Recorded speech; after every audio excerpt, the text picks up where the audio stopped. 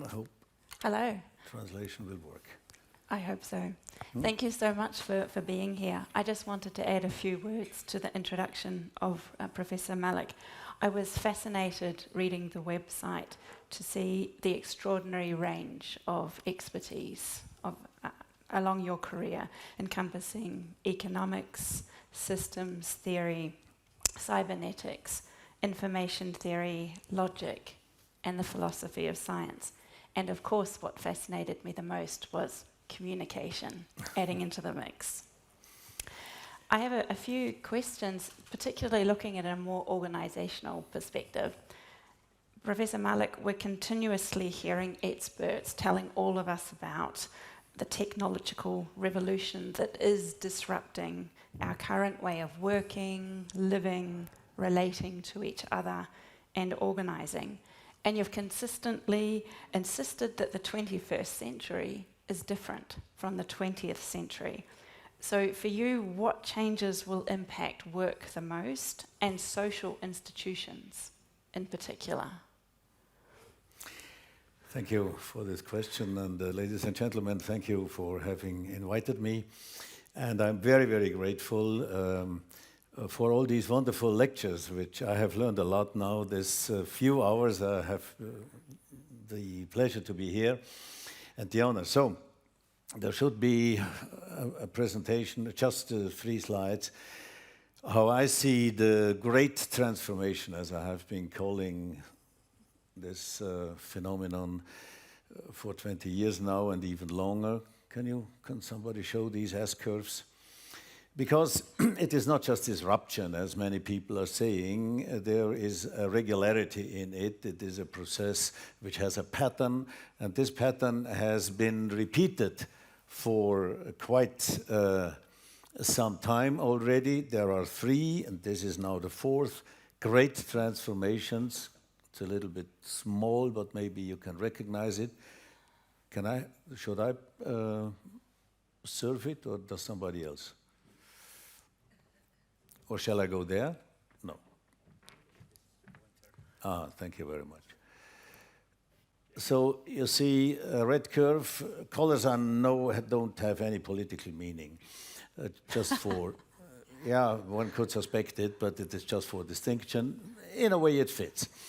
Whatever growth, and whatever growth soundly, healthily, does not grow linearly, but in S-shaped curves.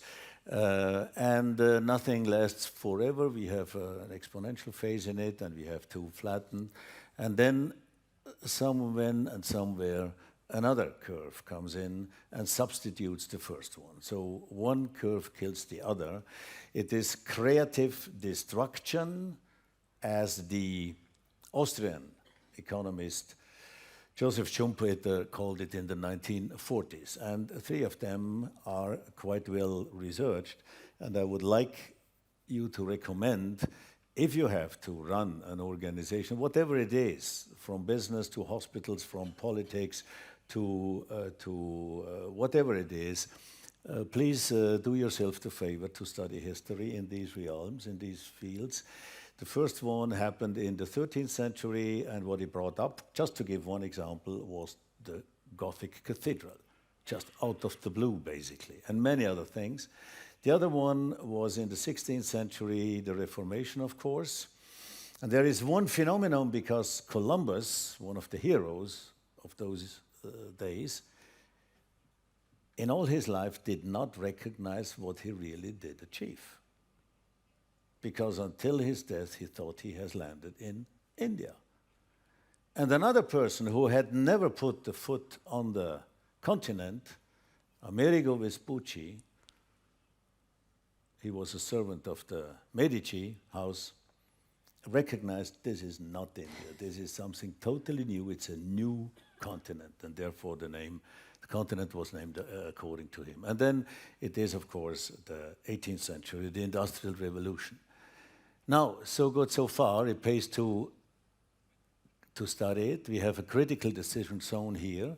Everybody talks about disruption. Yeah, it is difficult, but it's not really disruptive. We have a pattern. We can learn from it. Where are we now? I don't know. But I put the vertical line here. Could be a little bit more to the left, most probably, not more to the right. I think the larger part is still coming. But now,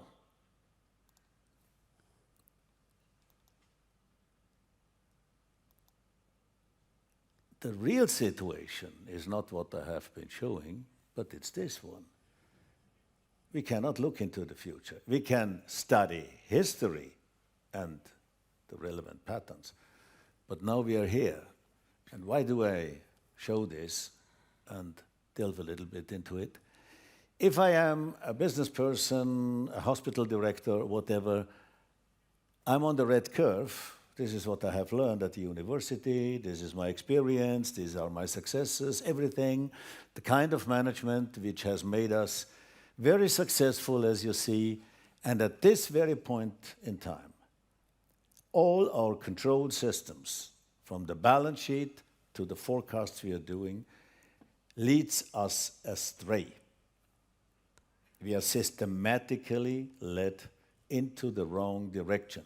Because here, everything says to me, and of course the board of directors is happy with it, etc. Revenue is still rising, we are successful, not so much growth as last year, but still very okay. Go ahead. Go ahead, young man. It's all okay. We will boost marketing, of course. We have all these tools. Go ahead. And there is a green curve, they say, well, somewhere in the United States, way back in the Rocky Mountains, they're doing something with computers. But look, it is very, very expensive, first of all. And second, please remember or take into account, for every successful Google or Apple or whatever we have, you have at least 1,000 failures. This is evolution. And this is never reported on in the media. They talk about Google, Apple, etc., but not about the evolutionary costs in terms of failure. So when future creeps in, little by little, at this cross point where the question mark is, we know what we should have done earlier on in order to be still in business. So this is basically the pattern I would like to recommend to you, to hang it on your windows, wherever you, computer screens, etc., in order to make people never forget this pattern. And there are some consequences on it. I'll put it under my mouse as a mouse pad to remind me. Mousepad is very well, a screensaver is very well. There is one particular point, location in any organization which it has the best effect. Fantastic. It's up to you to guess. You've also argued that in order to make this sort of shift, this transformation, we all need to have a profound understanding of complexity. And to achieve this, we're going to need complexity to transform social organizations.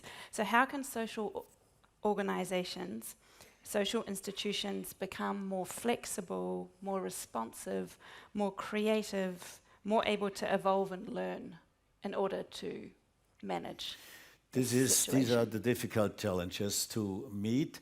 It is the substitution of the old world, which we have been knowing very well, by a new world which we not are familiar with. So we can basically only guess, but we can learn from history, as I told. And there are driving forces. It's first of all, we mentioned it already, the digitization, of course. This comes first. But the second one is ecology. I think one can take it serious, climate problems, etc. Even if that would not be true, there are still scientists who claim that, but it causes political upheavals and a lot of disturbances and changes. Then there is the economy with a lot of debt. You see, we are loaded with debt all over the world, and nobody knows so far how we will deal with that. And then we have also digitization, economy, ecology, and these add up to what I call complexity. Yes. If they come together, these are the driving forces. Let me just point to one thing which in my opinion, is important. Digitization is an old thing. See, in 1974, the last analog computer has been put idle. So we have been very long with digitization. But what it does at this level of technology, of storage, of speed, etc., that is new. And this is interconnectivity. So basically what goes on, in my opinion, is we will interconnect everything with everything else globally. And this then will be the sort of end of digitization. Everything to everything else globally. And there are two laws which have to be known, in my opinion. What does the interconnectivity do? Interconnectivity is the principle of evolution. And it creates new things by the second, basically. Whenever things come together which were separated before, if they come together in the right way, something innovative happens. I give some example. And whenever we can do simultaneously what we have to be, what we could do only up to date by lack of methods, etc., and technology, sequentially, and we can now do simultaneously, the same happens. Just two examples.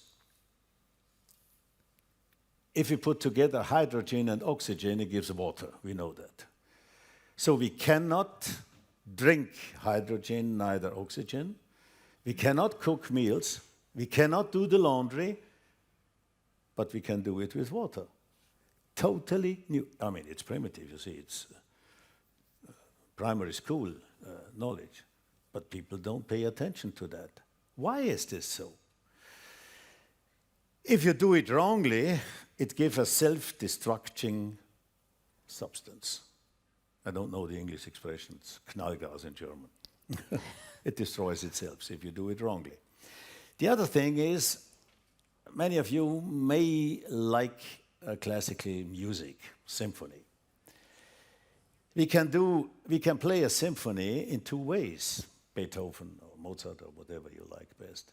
We can do it sequentially, the first violins, second violins, third violins, the cello, the flute, the oboe, the clarinet, and so on, and so on, and so on.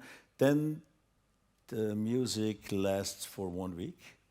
You need logistics, you need toilets. Wonderful sequence. Every note brilliantly played by the Berlin or Vienna Philharmonics on the best level, but it's not a symphony.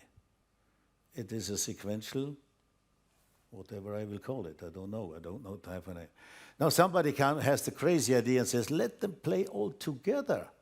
That's not possible, you see. This is technically not possible. We know it is, and it needs some very little things. And then you get the symphony. You cannot describe it in words, but you will never forget it. See, something totally different. This is, instead of sequentially, doing it simultaneously, interconnect all these things. This is the trick of nature, and this brings about evolution. And this is what we will experience in the next, let me say, 2 decades, 3 decades, may last a little bit longer. 150 years probably, until it ends.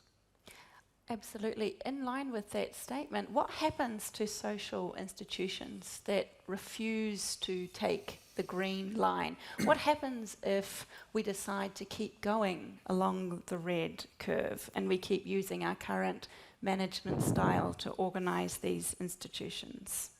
Those who refuse intentionally will die out. There is no way of solving that problem. But most of the institutions and their executives today say, well, of course, we have to change. We have to change a lot. There is big change. There is all sorts of transformational change, etc., etc. Yes, it's true. They talk about it in many cases without recognizing what they are talking about. Like Columbus. He has discovered something, of course, but he thought it was India. It was not. It was not something totally new, which did not exist in his mind. So think of the terrestrial picture of the solar system and the solar. It's comparable to that also. So what is more dangerous is the question, or more demanding is the question, how do we recognize what really goes on? Because the new things don't have names.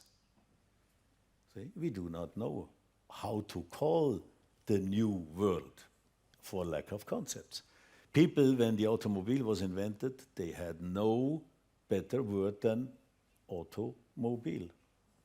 Hey, that's not very marketing-like. That's not very sexy, isn't it? A thing which drives by itself. Yes, it did so. But there could have been today, with marketing people, a much better denomination of it. Now, what do I want to say with that? There is a lot of digitization. There is a lot of things going on, a lot of innovation. But do you know what happens in about 60% of cases, and I know that from empirical research, which I have been doing for quite a while, we are about to digitalize the old world red curve processes. Then you have a wonderfully digitalized process, which is shitty old. You have done the worst you could do. Instead of asking the question, now that we have digitization, how we could our organization now build totally a new, totally different. So, of course, the Googles and the Apples are, but it's very difficult for the automobile companies, for the suppliers of the automobile companies, for the steel industry, for whatever you have, the chemicals, and I mean, there's still amounts for the large part of the... But there are examples. So, for instance, the Chinese can build within 4 years a totally new kind of airport, which works in Berlin, Germany. I may say so because my wife is German. They are not able to build a much smaller new airport within 10 years. And maybe they put it idle, I do not know, because it's totally old. Absolutely. Also, this is totally new. You see that. Absolutely. Coming back to the idea of the specificity of social institutions, it's very interesting to see, particularly in Europe, the growth of fourth sector organizations where you get businesses, enterprises, non-profit organizations and governments coming together to offer very innovative social services in a range of different contexts. It seems that managers, workers in general are very interested in changing structures, seeing the world in new and innovative ways, even changing practices. But to go back to a point that Ignacio made this morning in his opening presentation, how can complexity science help us to understand not just the transformation of the institutional structures in themselves, but what this is actually going to mean for the human person? Is this transformation going to change what it means to relate, what it means to be human, and what we might be to each other? That's a big question. That's a big one, yes. Okay, first of all, my recommendation is most people reflectively, instinctively shy away from complexity. They don't like the word, it's complex. Let's reduce it. That's the first impulse.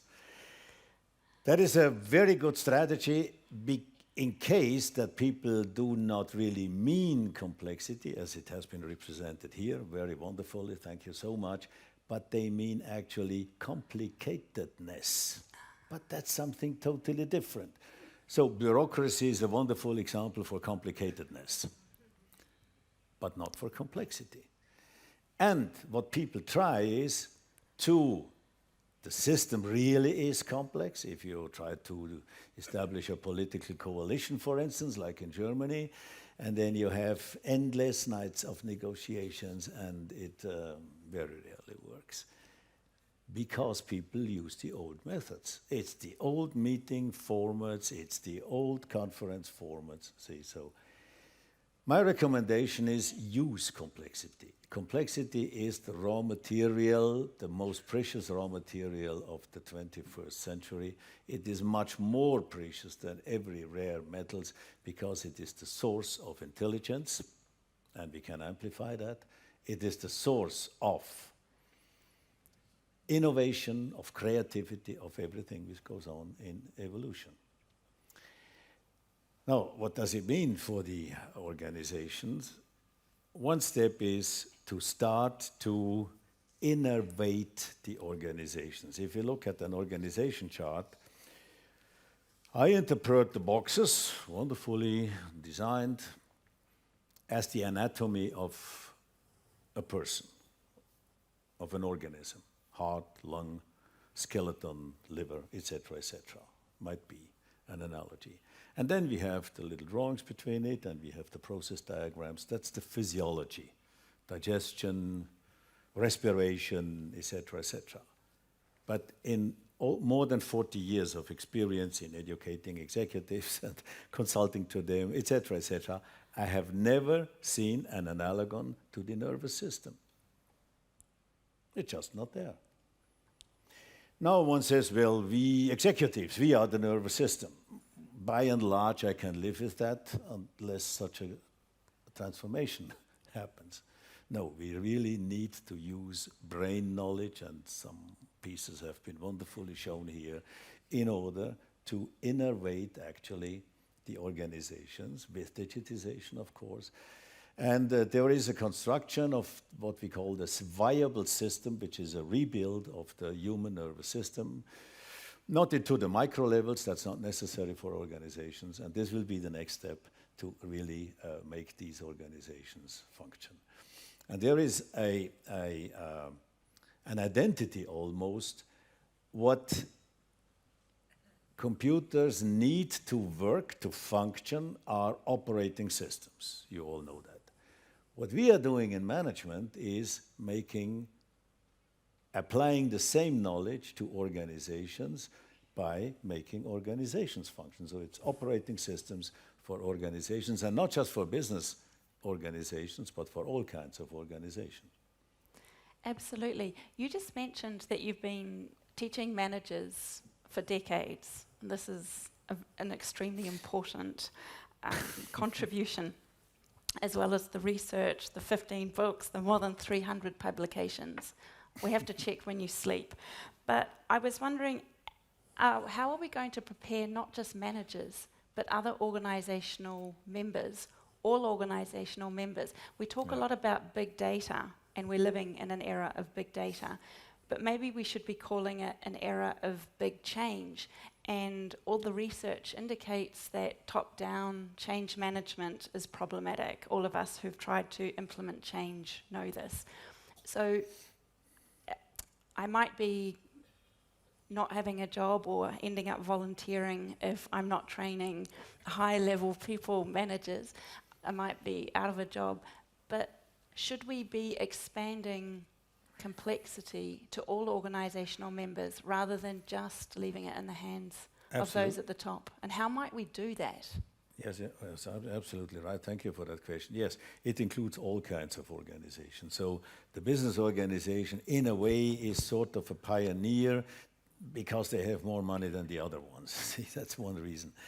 And of course, it's also interesting, and they need that, and they take it, and whether they love it depends on the people. By the way, we do not call about teaching them. They don't like that. We call about enabling them, supporting empowering them, things like that. Yes, this is sort of it eases these things for them. But for instance, hospitals are much more complex than most businesses, for instance, or political organizations, or cities, for instance, as organizations. We had to research how many organizations actually do exist in a developed country. There are no statistics. We found out roughly by thumb-piling about 4% of the population, 4 to 5% of the population of a developed country. So Germany, 80 million inhabitants, people has about 4 million organizations. That's enormous, you see. And practically every person lives her or his lives within an organization, trying to get something fruitful, something which is successful, and nobody has been ever educated to work in an organization and to become effective. That is a very lamentable situation. We should start in primary school teaching our children what it means to become effective in an organization. They have no experience about organizations. So that's one point. The other point is technology helps us. So the classical presence seminar, that runs out. It's no longer effective enough. So we have to use, of course, technology. So what would you encourage business schools in particular to be using to empower, to enhance organizational members' ability to deal with this new environment? Part of the business schools is doing research, which is very valuable. And of course also teaching students, which is also valuable up to a degree, but the big question is where do they get practical experience? Right. This is, for the colleagues, it's not an easy thing to do, besides research and teaching, etc., and it's not easy to handle for the students themselves. So there should be some innovation, and in some cases it is. It is already so. This is very important. To get experience with the boss before you are 16. That would be recommendable. And then it is very recommendable to have experience with a very bad boss and 2 good ones. You will learn from all 3 very much. So this would help you then to select the right kinds of books and lectures and so on and so forth. There will be a lot of challenges for all of us in the business schools. Yes. Absolutely. Thinking more broadly, just at the organizational level, you've talked a lot about what workers need to do, what managers could do, what institutions, organizations that form managers might do. I was thinking also about social institutions need to have quite a clear identity, a social mission, what their purpose in the world is. However, you've argued that as well as being able to become a learning organization, to be flexible, to evolve, identities are also going to become more fluid and change, maybe constantly. How can a social institution know what it's aiming for, what its purpose is, at the same time that it needs to change perhaps that core purpose? Besides studying these things and really day and night dreaming about it, working on it, etc., one cannot overdo it at these times, but one has to start with the purpose, with a clear idea, and this is not easy to do. What is the purpose of this organization, and what could it be, and what should it be? And in business, we had an enormous way behind us now of a wrong direction. This is the shareholder value, the idea that the purpose of a business is to make money. A lot of economists see it that way, and a lot of business persons also. Of course, it needs money, it needs profits, but as my old passed away friend Peter Drucker said in 1956, made another suggestion: the purpose of a business is to create a customer, a satisfied customer. And so what kind of customer? And in the social organizations, it is even more difficult to find out, to think really through. It goes up to quite demanding philosophical questions. What is our purpose? What should it be? Without that, it's dangerous terrain. But if one has found a statement for it, that's the first step. The second one is to carve out an organizational or business mission. And this is not just a good slogan. You see, most missions are marketing slogans, and okay, one needs them too, but it is much more to it. What is really needed out there? What does the society really need? And what could we deliver? And where are we really stronger than others? Both belong together. And the third one is, what do we believe in? What are our deepest beliefs which helps us, which enables us to go on, even if motivation is already used up? If you are so and so long, for months and probably years, in a crisis modus, where almost nothing functions but you have to go on, in hospitals, in politics, wherever it is, then you need something in which you can believe. And these are values, which again serve the purpose. And so you have a closed circle. And if one does that, one should go on continuously. And many executives shy away in all kinds of organizations, because sort of philosophically, but it pays to do so.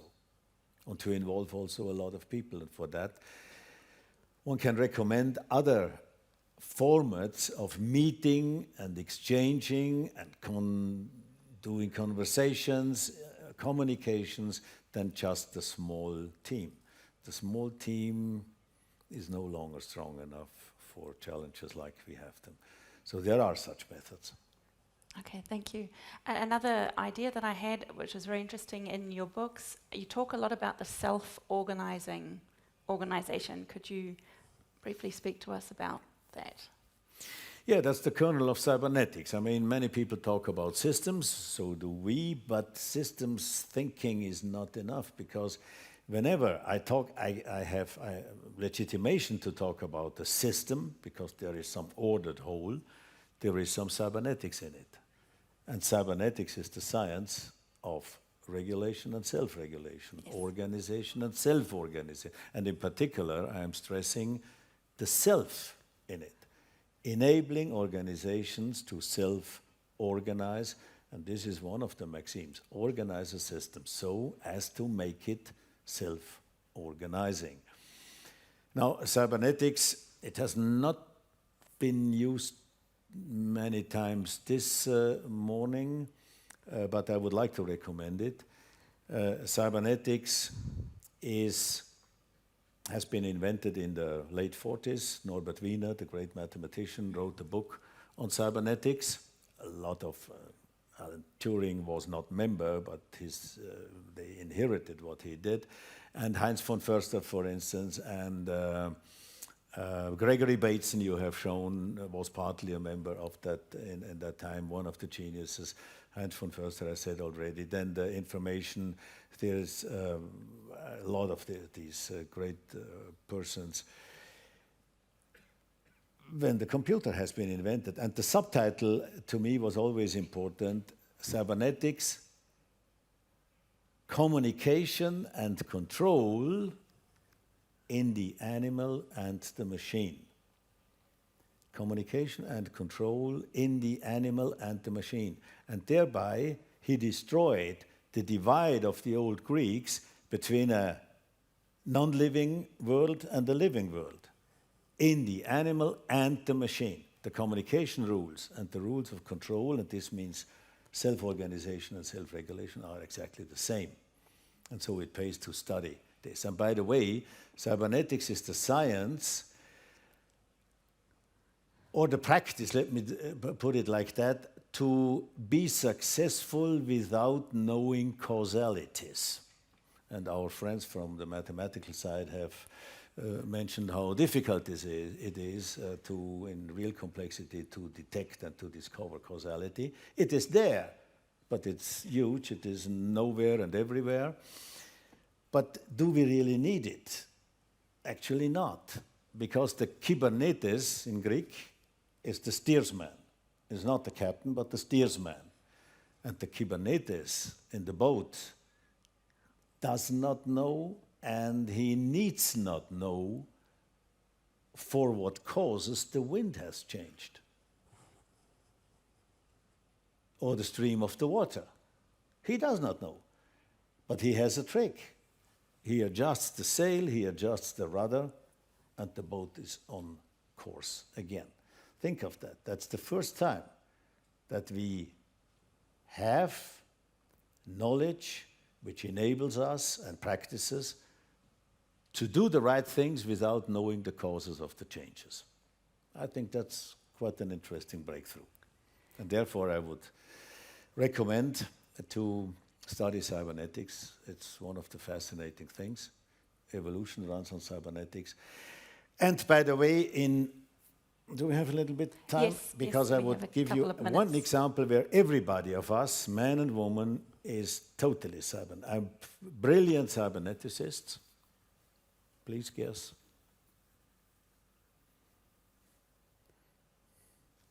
Nobody? Yes, when we are for the first time in life searching for a partner.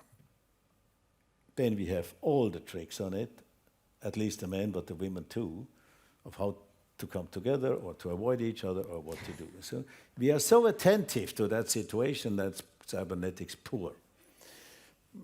Women claim and complain about men losing that capacity after marriage. I do not know whether it's true or not, but one hears that rumor. So I hope you understood it. We look at every little signal, at every little vibration. Okay? And then there are other examples too. So one example for very cyberneticized organizations, that's the control of the international air traffic. Works perfectly well. We have about 150,000 flights per day, 150,000 flight movements per day around the world, day and night, not counted military aircraft, and nothing happens. Under all weather conditions, under all other kinds of conditions, practically nothing happens. Why it is so? Because cybernetics is governing that system by simple communication rules. People think then, if we talk to each other, that we are communicating. Actually, we are not. Communication takes place only when we have two levels, namely what we want to convey to each other, and the other level is how to make sure that the other person has understood the message, vice versa. And Gregory Bateson called it double loop closure of the system with feedback. So we could make a little experiment with how many cyberneticians are here. Absolutely. Thank you so much, Professor Malik, for these insights. And thanks for sharing with us today. Thank you for your very nice questions. Thank you so much. Thank you so much. Thank you. This belongs here. So. Thank you so much.